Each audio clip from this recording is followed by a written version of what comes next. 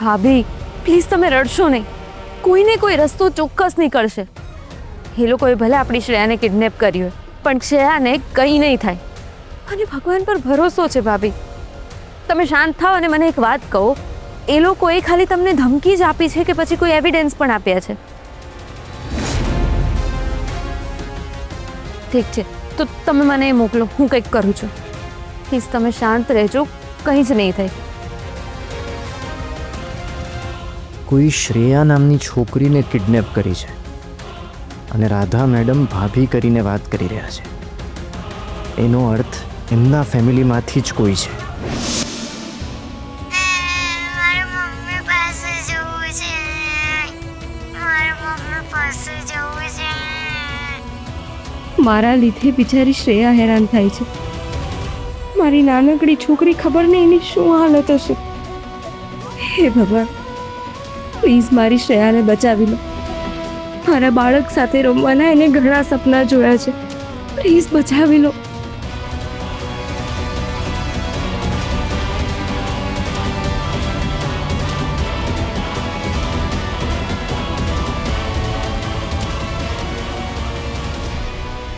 મારે કંઈક તો કરવું પડશે.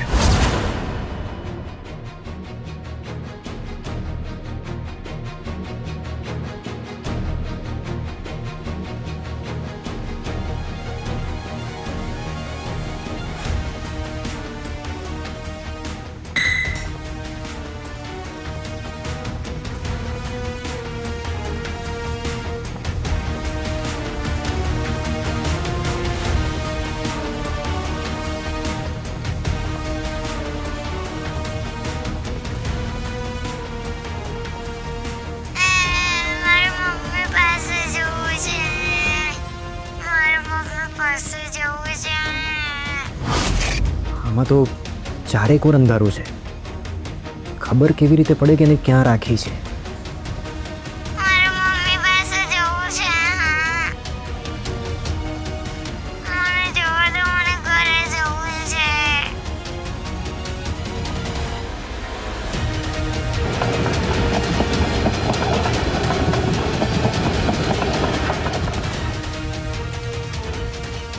એનો મતલબ શ્રેયાને રેલવે ટ્રેકની આસપાસ ક્યાંક રાખી છે.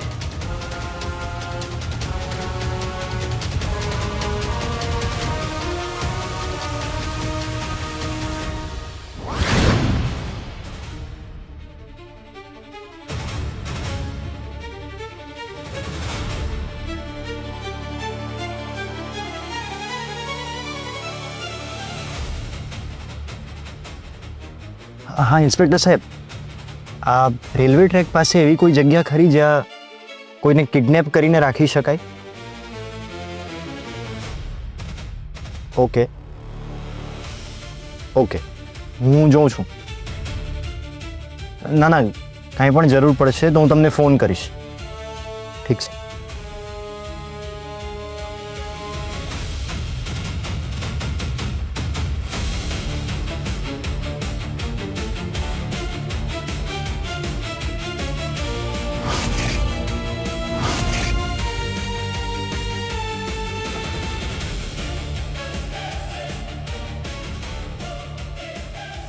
નાસ્તો અને દૂધ?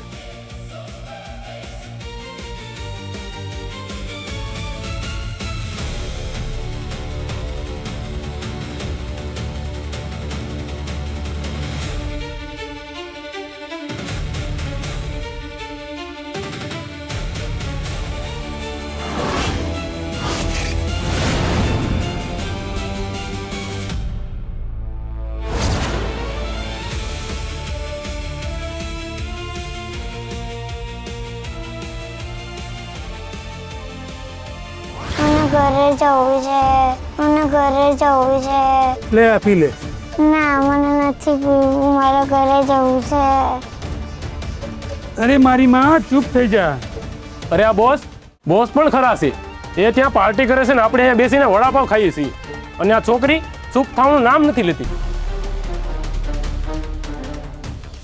મારે ઘરે જવું છે. હે ખાઈ લે. ના, મારે ઘરે જવું છે. મને ખબર જ હતી કે તું આમ કરીશ. ચૂપચાપ ખાઈ લે. મારે ઘરે જવું છે, મારે ઘરે જવું છે. ખાયલા નકર એક નાખીશ ને.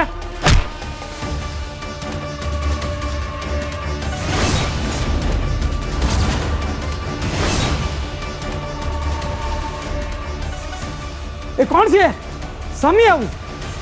આમ છુપાઈને કેમ વાર કરે છે? હિંમત હોય તો મારી સામે આવો.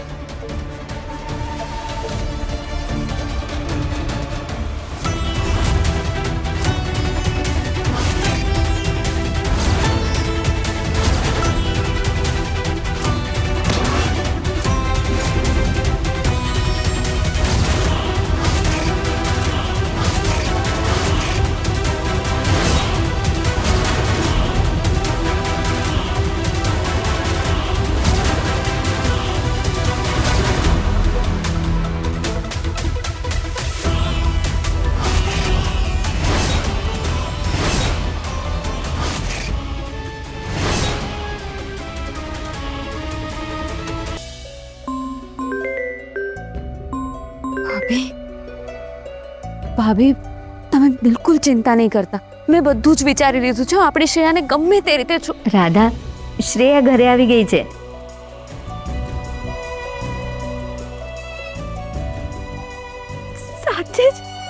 સાથે જ શ્રેયા આવી ગઈ. હા, લે વાત કર. હેલો કાકી, તમે કેમ છો? મારી દીકરી, હું મજામાં છું. તું કેમ છે? હું તને બહુ જ મિસ કરું છું શ્રેયા. હું પણ તમને બહુ મિસ કરું છું. પણ કાકી, તમે આપણા ઘરે કેમ નથી?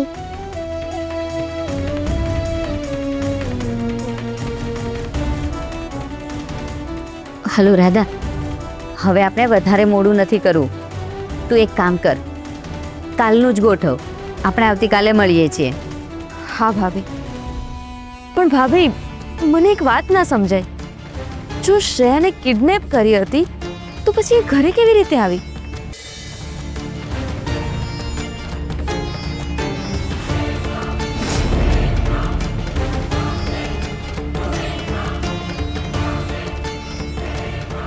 એનો મતલબ કે કૃષ્ણ મનમાં શંકા ઉપજી હશે. કેમિસ્ટ્રી, તું કે ભાવો થઈ ગયો?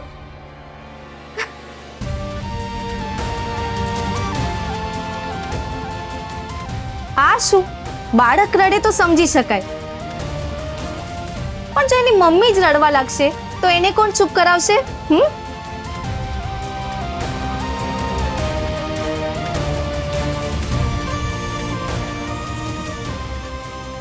લો, તમે શાંતિથી જમી લો. પ્લીઝ મને થોડી વાર એકલા રહેવા દે. એવું તો હું બિલકુલ નહીં કરું. હા, હવે ફટાફટ જમી લો એટલે મારા બીજા કામો ઝટ પતે. મને સાચે જ ભૂખ નથી. તમને નહીં હોય પણ તમારા બેબીને તો ભૂખ લાગી હશે ને, એના માટે તો તમારે ખાવું જ પડશે. હવે તમે સીધી રીતે પોતાની મેળે નહીં ખાઓ ને તો હું જબરદસ્તી ખવડાવીશ. પછી કહેતા નહીં કે શાંભવી આવું કેમ કરે છે.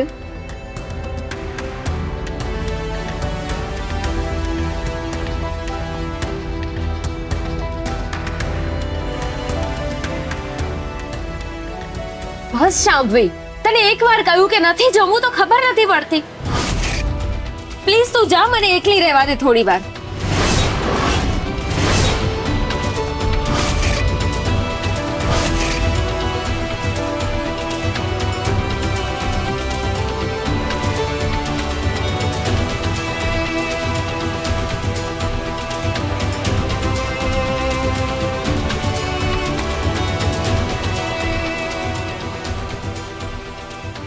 શું થયું? ભાઈ, હું એમના માટે જમવાનું લઈને આવી અને એમને જરાય ભૂખ નથી, છતાંય હું એમને ફોર્સ કરું તો એમનો ગુસ્સો તો આવે જ ને. અને હું શું કરું ભાઈ, હજી મારામાં એટલી સમજ શક્તિ નથી.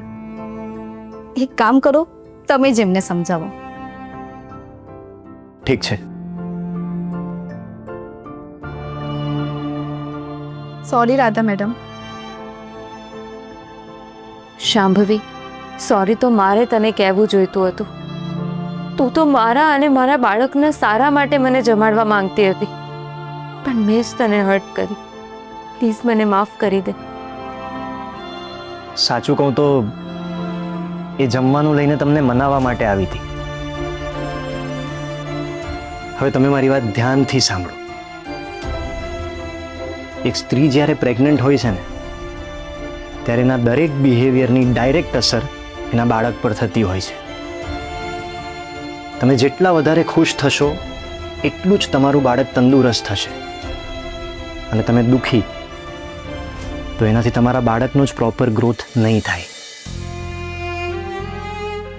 તમે ઘણીવાર સાંભળ્યું હશે કે બાળક જ્યારે જન્મે છે ત્યારે એનું વજન ઓછું હોય છે, એ માનસિક રીતે વિકસિત નથી હોતું, કે પછી ખોડખાપણવાળું જન્મે છે. આવું ત્યારે થાય છે જ્યારે એક બાળક માના પેટમાં હોય ને, ત્યારે એની માં પ્રોપર ખાવા પીવાનું નથી રાખતી અને દુઃખી રહે છે, સતત વિચારો જ કર્યા કરે છે. તમે મને કહો કે તમે ઈચ્છો છો કે તમારા આવનાર બાળક સાથે પણ આવું જ કંઈક થાય? પછી હવેથી તમારે મારી દરેક કહેલી વાતો માનવી પડશે. બસ તો પછી હવે બધું ભૂલી જાઓ અને શાંતિથી જમી લો. શાંભવી,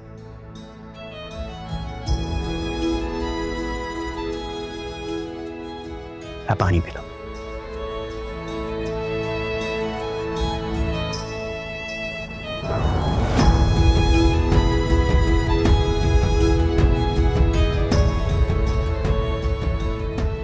આ બહુ વધારે છે. હું આટલું બધું નથી ખાતી. આ તમારું એકલાનું નથી, તમારા બંનેના પોષણ માટે જેટલું જરૂરી છે ને એટલું આપ્યું છે. અને હા, હવેથી મેં તમારો ડાયટ પ્લાન બનાવ્યો છે, તમારે એ જ પ્રમાણે જમવાનું છે. ઓકે? તમને કાંઈ પણ કામકાજ હોય તો મને કહેજો. અને શાંભવી, તું અહીંયા જ રહેજે અને મેડમનું ધ્યાન રાખજે. હા.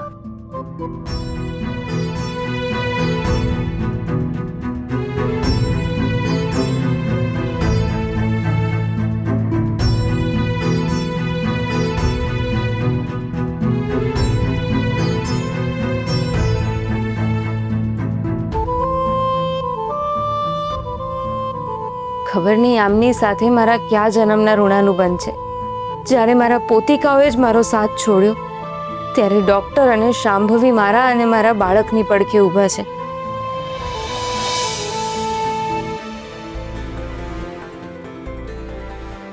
મેં આજે રાધા સાથે જે કર્યું એ યોગ્ય હતું? મારે કિયારાની વાતમાં આવીને રાધાને ડીએનએ ટેસ્ટ માટે ઇન્સિસ્ટ કરવાની જરૂર નહોતી. મને મારી ખાલી ડબ્બી પર આટલો વિશ્વાસ હોવા છતાંય મેં હું શું કામ કર્યું હશે? મારે રાધા પર કે એના બાળક પર શંકા કરવાની જરૂર નહોતી. મને માફ કરી દેજે મારી ખાલી ડબ્બી, પ્લીઝ મને માફ કરી દેજે. ક્રિશ, ક્યાં સુધી આમ વિચાર કરતો રહીશ? બધાએ જમી લીધું છે, ચાલ તું પણ જમી લે હવે. ભાભી, મારાથી બહુ મોટી ભૂલ થઈ ગઈ. મારે કિયારાની વાતમાં આવીને રાધા સાથે આવી રીતે વાત કરવાની જરૂર નહોતી. મેં ફરીથી મારી ભૂલના લીધે રાધાને ગુમાવી દીધી. ભાભી ક્રિશ, તને એક વાત કહું, તું જ્યારે રાધાને મળવા ગયો ત્યારે અચાનક જ કિયારા ત્યાં કેવી રીતે પહોંચી ગઈ? રાધા ક્યાં રહી છે એ ફક્ત મને એકલીને જ ખબર હતી, તો પછી કિયારા ત્યાં કેવી રીતે પહોંચી? મને આ કોઈ કોઇન્સિડન્સ નથી લાગી રહ્યો. એનો અર્થ એ કે કિયારાને પહેલાથી ખબર હતી કે રાધા ક્યાં રહી છે? તું ભલે ગમે તે કહે, પણ મને આ બધાની પાછળ કિયારાનું જ કોઈ કાવતરું લાગે છે. કિયારા નથી ઈચ્છતી કે તું અને રાધા ફરીથી એક થઈ જાઓ. વાહ નીલા ભાભી, વાહ.